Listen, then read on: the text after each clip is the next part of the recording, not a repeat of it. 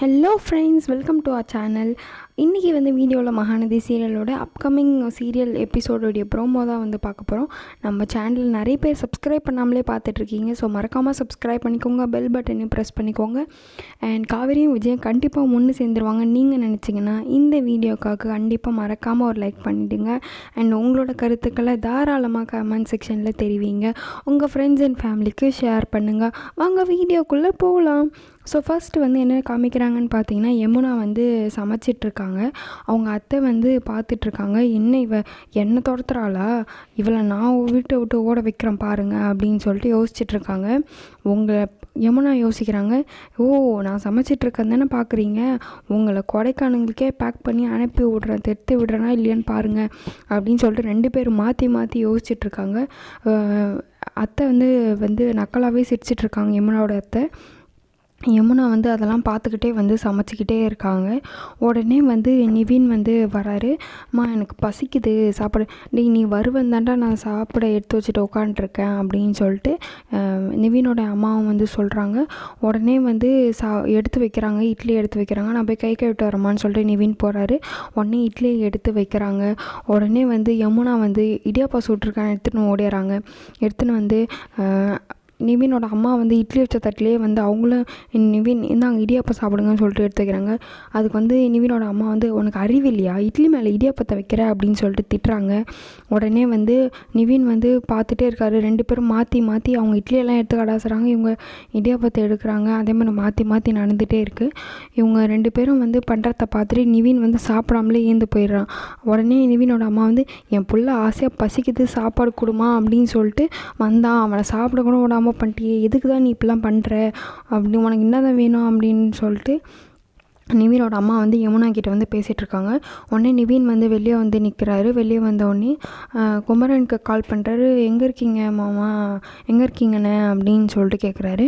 குமரனும் இதோ வெளியே தாண்டா இருக்கேன் அப்படின்னு சொல்லிட்டு சொல்கிறாங்க. சரி ஃப்ரீயாக இருந்தால் கொஞ்சம் வர முடியுமா, பார்க்கலாமா அப்படின்னு சொல்லிட்டு சொல்கிறாரு நிவின்.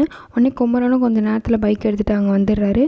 என்ன நிவின் இந்த நேரத்தில் இங்கே நிற்கிற அப்படின்னு சொன்னோடனே எல்லா நடந்த விஷயத்த எல்லாத்தையும் சொல்கிறாரு. இந்த மாதிரி யமுனா சமைச்சது, அவங்க அம்மா பண்ணது எல்லாத்தையும் சொல்கிறாரு நிவின் குமரன்கிட்ட. குமரன் சிரிக்கிறாரு.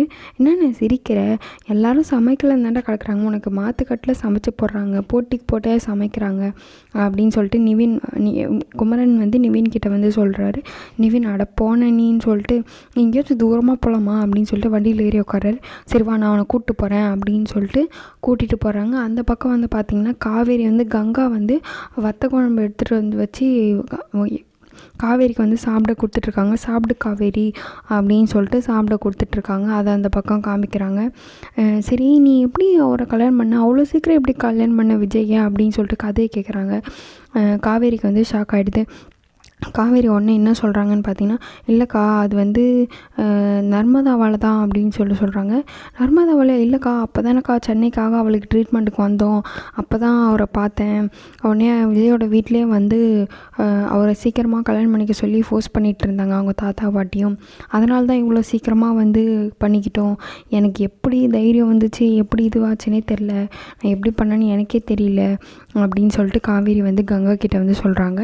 அதுக்கப்புறம் நிவினும் குமரன் நிவின் எங்கே கூப்பிட்டு போகிறான்னு பார்த்தீங்கன்னா, விஜய் இருக்க ஹாஸ்பிட்டலுக்கு, விஜய் வெண்ணிலா இருக்க ஹாஸ்பிட்டலுக்கு. விஜய் வெண்ணிலா இருக்கிறத பார்த்துட்ருக்காரு. ரொம்பவுமே சோகமாக இருக்கார். உடனே விஜய் உட்காரும்போது குமரனை பார்த்துறாரு. நிவின் நான் வரல அப்படின்னு சொல்லிட்டு குமரன் கிட்ட சொல்கிறாரு. அட வா நிவின் அப்படின்னு சொல்லிட்டு குமரனும் அவரை பிடிச்சி இழுத்துட்டு போகிறாரு.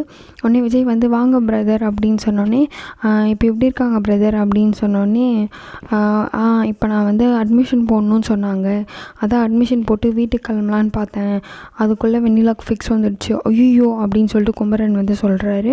இதெல்லாம் நிவின் நின்று ஓரமாக நின்று கேட்டுட்டு தான் இருக்காரு.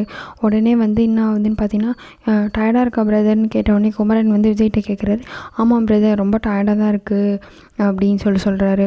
நீங்கள் வந்தது கொஞ்சம் எனக்கு ஆறுதலாக இருக்குது அப்படின்னு சொல்லிட்டு விஜய் குமரன்கிட்டேயும் நிவின்கிட்டேயும் சொல்கிறாரு.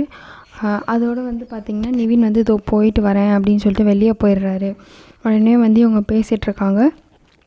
பேசிகிட்ருக்கும்போது இந்த மாதிரி வந்து காவேரி இதுவாக இருக்கா அதை பற்றிலாம் எதுவுமே பேசாமல் அவங்க என்னால் தான் வெண்ணிலாவுக்கு வந்து இப்படி ஆச்சு, நான் மட்டும் அவளை என்ன லவ் பண்ண காரணத்தினால தான் அவள் வந்து இந்த நிலமையில் இருக்கா அப்படின்லாம் சொல்லிட்டு விஜய் வந்து சொல்லிகிட்ருக்காரு.